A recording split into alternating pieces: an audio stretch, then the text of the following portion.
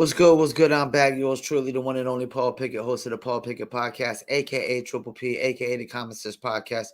Your source for music, sports, politics, world events, and much, much more. Today, I'm going to react to a video of a woman going viral for begging, I think, just black men to stop dating foreign women. That's always been a very common thing with military guys and whatnot. But before we get into that, let's give you a word from promopalace.biz. Are you a musician looking for music marketing and promotion? Then look no further than Promo Palace LLC, your one-stop shop for all music promotion services. Services include Spotify playlist pitching, YouTube video promotion, record pool promotion, blog placements, radio airplay promotion, SoundCloud promotion, and much more. With over 2,000 customers and over 10 years of experience in online promotion, Promo Palace LLC is a company you can trust. For more info, please go to promopalace.biz. See you there. That's right. You heard the beautiful lady. If you need online marketing promotions, please check us out, promopalace.biz. One-stop shop to promote your music, product, brand, or your service. All right, let's get into it. This looks like 2022 has been a difficult year for many men. 2023 will be even more difficult. Inflation is through the roof. Job security, it's not necessarily there anymore. Interest rates, rising like I don't know what. And then couple that with an entitled dating market where the middle class guy is struggling just to even meet women. Flakiness, it's not looking good for a lot of guys, especially in the black community. But wait, there's more. There's another opportunity out there for a lot of guys, and that is getting their passports and seeing what's on the other side of North America. Yep. In fact, some guys might be staying in North America and just heading down to Mexico and finding love. And that is exactly what you have seen. Many guys who feel that, they don't have any kind of competitive advantage in the United States, they're going to take their talents to other places. The usual suspects: Colombia, DR, Brazil. Now in the running, certain countries in Africa, Ghana, Nigeria, just to name a few. Now, what is this behavior sparked as? Like, what is the catalyst behind this behavior? Well, a lot of guys feel like women have been treating them unfair. And when they deal in relationships with women, they're not getting any value. In fact, I want to play this particular clip from Crimson Cure, and she will explain exactly what I'm talking about. Men have that same radar when it comes to femininity, when it comes to submissive and cooperative spirit. He can see you're not going to be easy to deal with. You're combative for no reason. You argue for no reason. You're chaotic for no reason. You don't have any domestic skills, nor do you have the inclination to gain any of those skills. So when you come in and you talk about how you're not going to cook, you're not going to clean, you're not going to do what you're not going to do, all that he sees and all that he's hearing is a woman he can't deal with. Let me pump the brakes too. And women be saying that they don't need a man because they can do all that for themselves. Or I can do all that for myself too. So what the hell would I need a woman if you're not going to contribute anything? You're not going to do any contribution to this situation right here. That's all that he knows. All that he understands is I now have a woman that's masculine. I got a woman that's not feminine, and I got a woman that I cannot deal with, because while I'm busy doing the masculine part of the relationship and carrying all the masculine energy of the relationship, she's not going to be carrying her part. And what's her part? She's not going to be carrying the feminine part of the relationship. Trust and believe that cooking and cleaning and catering and all of those sorts of things are the feminine parts. That's the feminine energy of the relationship. Yeah, because it's always been that, the man goes out and hunts for the food. Now we don't hunt for our own food. We go out, work, and provide the food, and that the woman cooks and puts on the table. So it's like that's how the 50-50 deal works. The man pays for the food, the woman cooks it, bam, it hits the table. They both enjoy the meal together. Men have always been the hunters. Women have been like the berry gatherers and nut gatherers, but now women think they can be hunters. And I hate to say it, women are not great at hunting. Beloveds, that's what we've been trying to tell y'all. That's the indicator of the feminine part of the relationship. That's why men like seeing women cook and clean. This is not about some type of slavery, patriarchy thing. They like watching women do that for the same reason we like men in uniform. For the same reason we like watching a man be a mechanic. For the same reason we like to watch him engage in athletic activity or anything like that. Because at that point he's displaying his masculine energy. And I like what she's saying, because it's definitely a turnoff to be with a female who can't cook. That is attractive, no matter how it shows it's meant to display their feminine energy. And a lot of times that comes out in the cleaning, the sewing, the cooking, the catering, do this. And he's saying to himself, I have a woman that I can build with. I can have a legacy with her. I can have children with her. And she will be willing to carry the feminine part of the relationship so that we can really move forward. And since I hate to cut off, and that's the thing. All this really applies to men and women in relationships, commitments, long-term relationships. It doesn't really apply with whoring and hoeing. Y'all are. So now, listening to that, and I'm glad that you've heard that. When women talk about black men leaving or dating interracial because of those issues, they never talk about those issues. They never counter the issues that Crimson Cure has just brought up. They don't counter those issues. Instead, what they do is come with ad hominem attacks on the Passport Bros instead of addressing the issues. And if you don't believe me, let me give you a good example of what I'm talking about right now. Hold on. Have y'all ever heard of the movement called the Passport Bro? I just heard about it and I think it's completely insane. So to my understanding, these are American men who are just tired of dating American women, whether they find us too difficult or we're not submissive enough, whatever. So they decide to go overseas and find themselves some foreign love. And you know what? I'm the last person who can judge because of my situation. So I'm not here to diss them, but really, I think the idea is insane because of what I have witnessed in my personal life. So for the bros who are just doing this to have a good time, then I don't got to warn y'all because y'all know what's up. But for those of you who are seriously trying to look for love, I'm sorry to break it to you, but I doubt that that's going to happen. In the beginning, This is where what she's saying is such hypocrisy and double standard. So people can't find love. American-born people can't find love outside of America.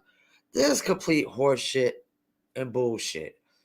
And a lot of these women are looking for love too. They're looking for a companion. And that's the thing. She keeps throwing the word love out there. Like, why can't it be just people are looking for companionship? Why did it necessarily got to be like so deeply in love? Why can't it just be companionship? Why can't it be we get along, we have the same interests, we like the same things, and we're good for each other? But no, you got to always attach love and all these other man-made words up.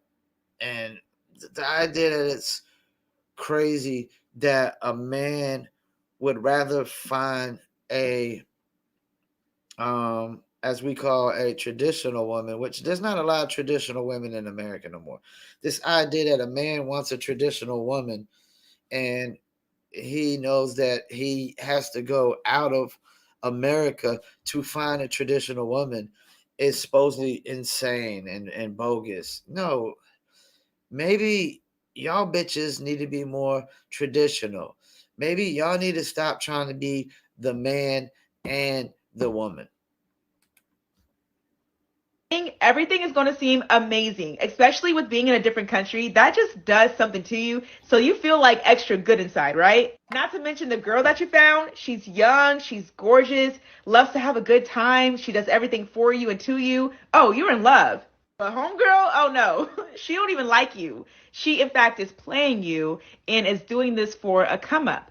You went from searching for genuine love to accidentally finding yourself in a transactional relationship.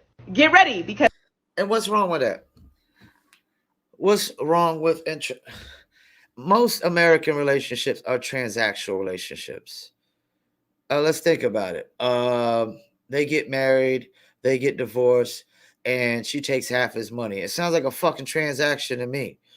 Like, this is where the hypocrisy and the double standard comes in with all this shit, you know. And I'm not a relationship person. I'm not gonna claim to be no relationship guru. This isn't gonna be the relationship podcast ever, you know. But like, yeah, like, relationships are for people like my sister and both of my sisters and my brother-in-laws. It's not really for everybody. They're not really for me.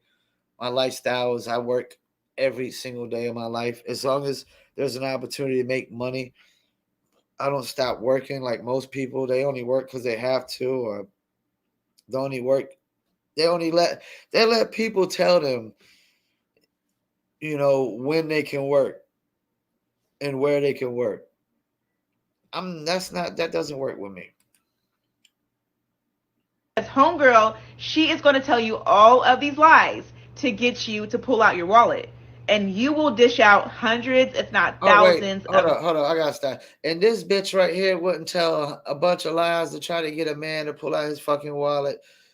Get the fuck out of here. Go look in the mirror. Such hypocritical horseshit. dollars. And this money is not just going to her. Nah, she's giving this money to her family, to her friends, and her boyfriend. Oh, wait, you didn't know? Real talk. I used to be friends with somebody who did this very thing. And sis, she had One no person. shame. Like, One she person. legit did not care about this man. And this man Okay, there we go. We can't bring one situation and one issue up and act like this happens across the board. That is the norm. You know, what a bunch of horseshit. legit thought that he found love. Little did he know the money that he gives her, she's using it to fund her secret life back at home. So please do not think for 1 second that you are the exception, because 9 times out of 10, it can be happening to you. Everything that I just described is very common and it happens in many countries, but I witnessed it firsthand in the Dominican Republic. So my It's advice, not and I very common. sincerely mean this, do not marry her. Do not get her a green card and do not bring her over here, because once you do, oh my gosh, your life is going to be a living hell. You see, she's just trying to use. I gotta chime in before he gets here. My stepfather is actually the woman he's married to now is from like El Salvador or something like that. And I mean, he's pretty much been with her ever since he left my mom, you know. And like, he's not sitting there funding her lifestyle back home or sitting there taking care of her parents back home and whatnot, you know. I mean, they've been married forever. I would say that I would say that she probably loved him from the get go, um, more than he loved her at first. And at this point, they probably both love each other, you know. But this identity is just so common. I mean, it's bull because military cats been going overseas and bringing back wives all the time, and I don't know none of them that's been funding their wife's lifestyle back home and taking care of all her parents back home. No, they've been taking care of her while she lives in this country. Scare tactics. They're going to use you. Those women overseas are going to do this to you. They're not going to love you. Instead of dealing with why black men are decided to go that way in the first place. And it brings me to this particular. Let me pump the brakes again. It's not just black men that are marrying women from overseas. There's plenty white dudes that are marrying, because my stepdad is not black, he's white. So he married a woman from overseas. It happens all the time. They marry Germans and Asian women and South American women and other European. They do it because those women are more traditional wives, and there's nothing wrong for people wanting more traditional wives.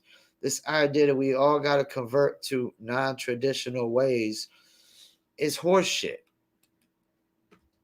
Video. There's a really good creator on TikTok by the name of Fem Gems for You. And I want to shout out to brother Mark Cruz for introducing me to her TikTok platform. She has currently about 1,105 followers. Go over there and let her know that your boy O'Shea is there. And stop the show.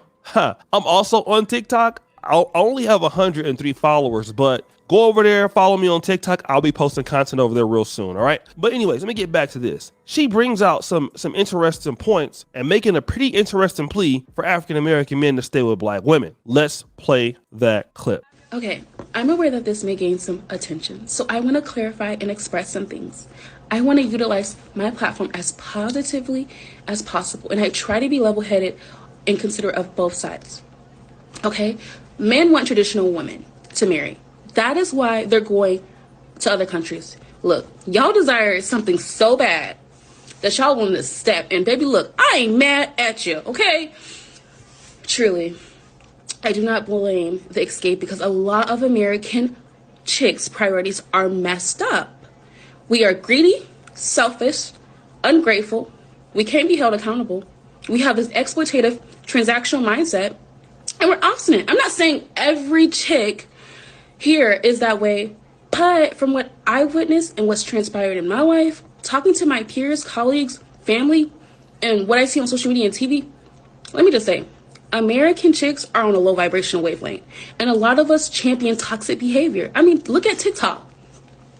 But what is problematic is this frequent habit or proclivity of black men denigrating their women in the process when they're talking about their preferences. Listen,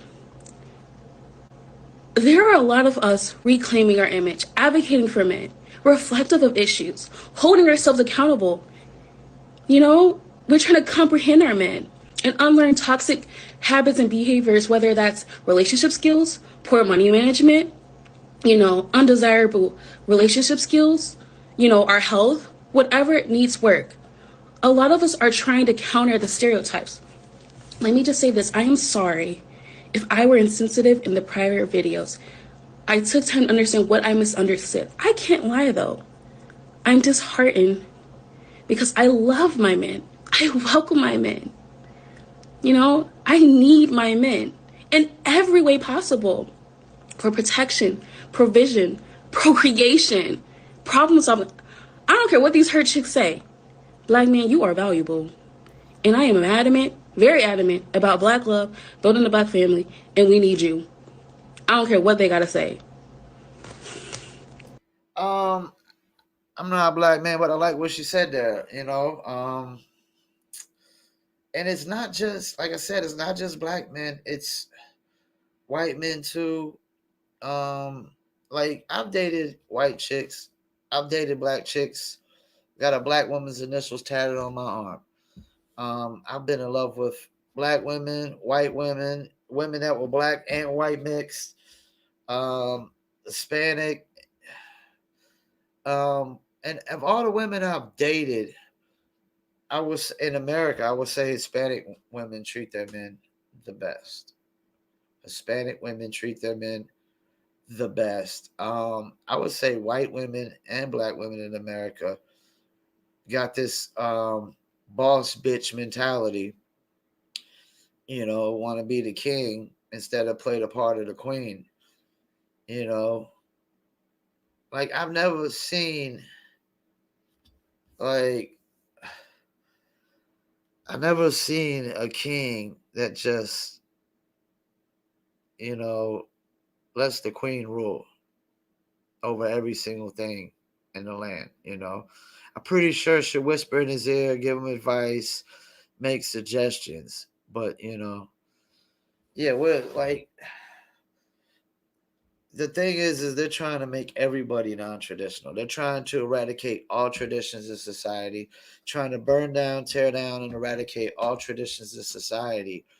And there's just some people that are gonna hold on traditions. You know, I hold on to traditions. Like my grandfather had to move out when he was 16 years old, work on a farm for 3 meals a day, roof over his head, and not a penny to his pocket. You know, those are traditional moments and times. You know, where the moral of the story is work hard. You know, then he went to the military, did 20 years, got out, worked 20 years for another spot.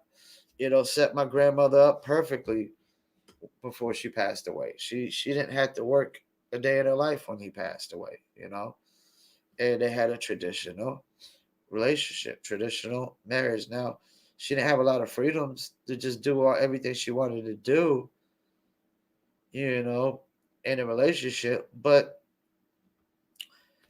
you know, she, like I said, when he passed away, she was set up for life and she wasn't able to really cope without him either.